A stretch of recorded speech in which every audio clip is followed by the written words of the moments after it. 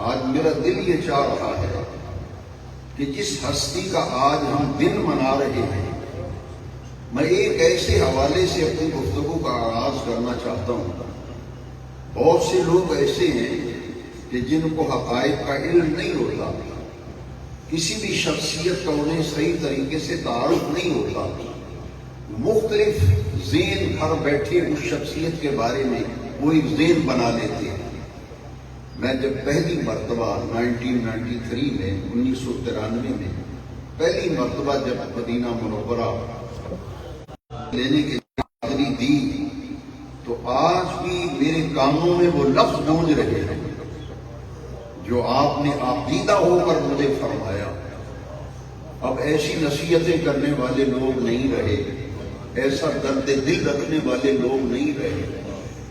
میں عرض یہ کرنا چاہتا ہوں، ہمیں ناز ہے کہ میرے مسلک، میرے عقیدے، میرے نظریے ایسی ایسی شخصیات گزری ہیں جن کے ہم پر احسانات ہیں اور ہم ان کے احسانات کے نیچے دبے ہوئے ہیں۔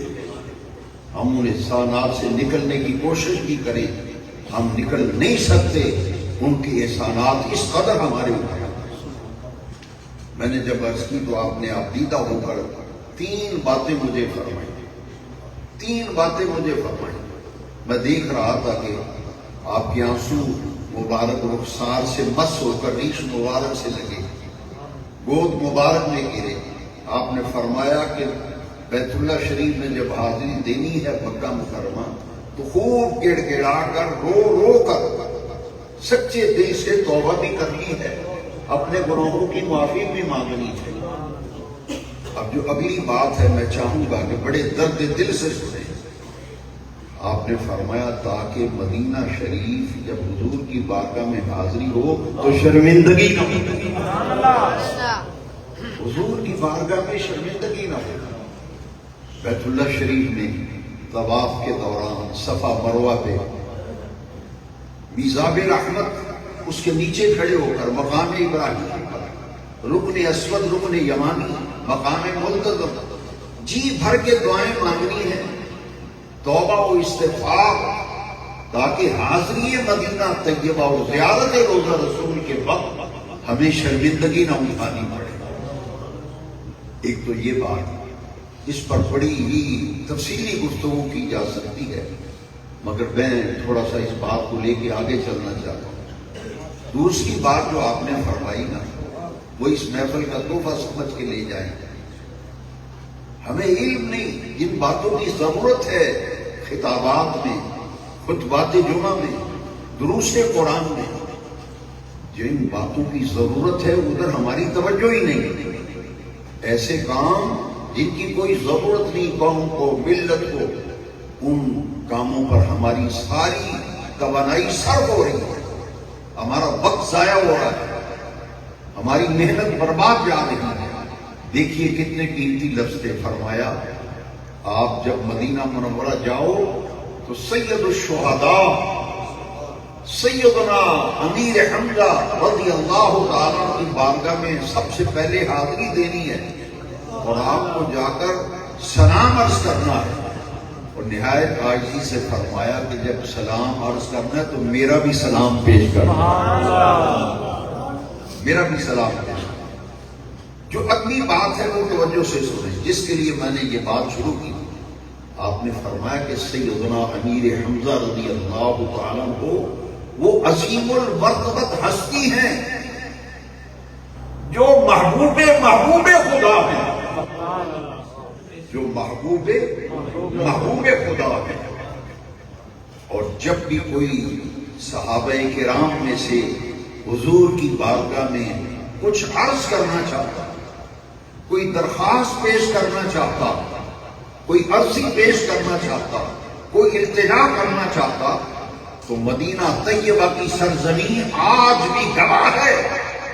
دو شخصیات کا صحابہ سہارا لیتے تھے، ایک سیدہ فاطمہ الزہرا اور ایک سیدنا امیر حمزہ رضی اللہ عنہ۔ ضیاء الامت علیہ رحمہ نے فرمایا کہ جو بھی حضور کی بارگاہ میں التجا کرنی ہے، عرض کرنی ہے، تو سید الشہداء کی بارگاہ میں عرض کرنی ہے کہ میری یہ درخواست سرکار سے منظور کرا دیں۔ پھر سیدہ عالم مخدومہ کائنات سیدہ زہرا پاک سلام اللہ علیہا ان کے قدموں میں کھڑے ہو کے عرض کرنا ہے کہ صحابہ اپنی درخواستیں آپ کے ذریعے پیش کرتے تھے، میری یہ درخواست کی سیدہ عالم اپنے ابا جان سے میری درخواست کی بھی مجھے منظوری لے دی۔ یہ دو شخصیات سرزمین مدینہ طیبہ پر، جیسے اعلیٰ حضرت کا ایک شعر سمجھانے کے لیے عرض کرتا ہوں۔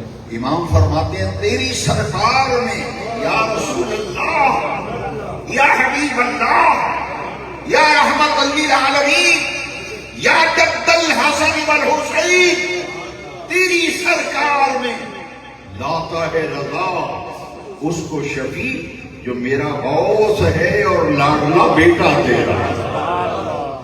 تیری سرکار میں لاتا ہے رضا اس کو شفیع جو میرا غوث ہے اور لاڈلا بیٹا تیرا۔ ہم حضور شیخ عبد القادر جیلانی کی بارگاہ میں غوث و ثقلین آپ کی خدمت میں عرض کرتے ہیں، اور وہ حضور کی بارگاہ میں ہماری سفارش کرتے ہیں، اور میرے آقا کریم رب کریم کی بارگاہ میں ہمارے شفیع ہیں۔ اللہ کی عزت کی قسم، مجھے قسم کعبے کے رب کی، سید الشہداء اور سیدہ عالم زہرا پاک کی شخصیات وہ ہے جو کائنات کی درخواستیں مدینہ والے سے منظور کراتے ہیں۔ اور مدینہ منورہ میں ملک شام سے آئے ہوئے ایک بڑی روحانی شخصیت تھے، میرے ایک دوست عرصہ دراز سے مدینہ طیبہ میں کام کے سلسلے میں ٹھہرے ہوئے تھے۔ انہوں نے مجھے تعارف کرایا کہ یہ شام کے بزرگ ہیں اور صوفی بزرگ ہیں، صاحب تصوف ہیں، اور یہ بڑے اللہ والے ہیں۔ تو میں نے کہا کہ میری ان سے ملاقات کرائیں۔ جب پہلی نظر میں نے ان کے چہرے کو دیکھا تو میں دیکھتا ہی رہ گیا۔ وہ قرآن شریف کی آیت کریمہ میرے ذہن میں وہ آیت کریمہ آ رہی ہے، بے نیاز رب نے حضور کے صحابہ کا جب تعارف کرایا قرآن میں 26ویں پارے میں سورہ فتح میں، بے نیاز رب نے فرمایا سیماہم فی وجوہہم من اثر السجود۔ کائنات والوں، دنیا والوں یاد رکھو، حضور کے صحابہ وہ ہیں جن کے چہروں کو دیکھیں وہ عبادت کے انواروں تجلیات ان کے چہروں پہ نظر آتے ہیں۔ سیماہم فی وجوہہم من اثر السجود، کہ یہ جو اولیاء اللہ ہیں قرآن نے ان کی گواہی دی، الذین یبیتون لربہم سجدا وقیاما۔ اس آیت میں ایک بڑا باریک نقطہ ہے، الذین یہ وہ لوگ ہیں، یبیتون بات یبیت رات بسر کرتا، عرش والے رب نے اولیاء اللہ ان کی عزت عظمت اور مقام کو کیسے اجاگر کیا قرآن میں۔ قرآن میں بے نیاز رب فرما رہا ہے یہ وہ لوگ ہیں جن کی راتیں بسر ہوتی ہیں، جن کی راتیں بسر ہوتی ہیں، راتیں گزرتی ہیں لربہم اپنے رب کے لیے۔ اللہ والے راتیں گزارتے ہیں کس کے لیے؟ اپنے رب کے لیے۔ اور بے نیاز رب نے فرمایا کیسے بسر ہوتی ہیں؟ سجدہ و قیام، کبھی دیکھو تو سجدے میں نظر آئیں گے، کبھی دیکھیں تو قیام میں نظر آئیں گے۔ یعنی عبادت گزار ہیں، شب زندگار ہیں، سحر خیز ہیں، ان کے چہروں پہ انوار و تجلیات نظر آتے ہیں۔ میں ان کو جب دیکھتا رہ گیا، انہوں نے مجھے کہا کہ آپ سید الشہداء حاضری دے آئے ہیں؟ میں نے کہا میں سلام پیش کرنے گیا تھا، بحمداللہ کل ہی میں سلام پیش کر گیا۔ آپ دیدہ ہو گئے؟ آپ دیدہ ہو کے کہتے ہیں جتنے دن قیام ہے نا مدینہ منورہ، روزانہ سید الشہداء کی بارگاہ میں جایا کریں۔ مستدرک للحاکم میں یہ حدیث شریف ہے کہ ہر جمعے کو سیدہ عالم سید الشہداء کی بارگاہ میں تشریف لے جا، سلام کرنے، اور سلام کرنے کے ساتھ ساتھ وہاں جا کے 2 نفل پڑھا کرتا اور مجھے کہنے لگے کہ اگر موقع مل جائے سید الشہداء کی جب حاضری دو تو 2 نفل وہاں ضرور پڑھنا، سبحان اللہ، 2 نفل ضرور پڑھنا کہ سیدہ عالم کا یہ نفل پڑھنا عرش والے رب کو اتنا پسند آیا کہ صوفیاء نے اپنی کتابوں میں لکھا کہ مدینہ طیبہ کا روحانی نظام، باطنی نظام آج بھی اس کے والی امیر حمزہ ہے گورنر مدینہ، مدینہ طیبہ، مدینہ عالیہ، مدینہ منورہ کا جو روحانی اور باطنی نظام ہے وہ آج بھی اس کے نگران کون ہیں؟ سید الشہداء امیر حمزہ۔ اور یاد رکھیے یہ حاضری ایسی حاضری کہ دل کو سکون مل گیا۔ انہوں نے کہا کہ سید الشہداء کو سرکار کو بہت پیار تھا میرے آقا کریم علیہ السلام۔ تو جو حضور کے پیارے اور لاڈلے ہیں، جیسے قبلہ شاہ صاحب اکثر فرمایا کرتے ہیں کہ بھئی رشتوں کی نزاکت کو سمجھو، ان رشتوں کی حساسیت کو سمجھو، یہ حضور کے لاڈلے رشتے ہیں، لاڈلے۔ میرے آقا کے سگے چچا حضرت عباس حضور کے چچا، اور حضرت عباس تو وہ ہیں جن کے متعلق آمینہ کے لال، مکے کے شہریار، مدینے کے تاجدار حضور رحمت للعالمین صلی اللہ علیہ وسلم نے فرمایا عباس میرا چچا ہی نہیں میرا باپ بھی ہے۔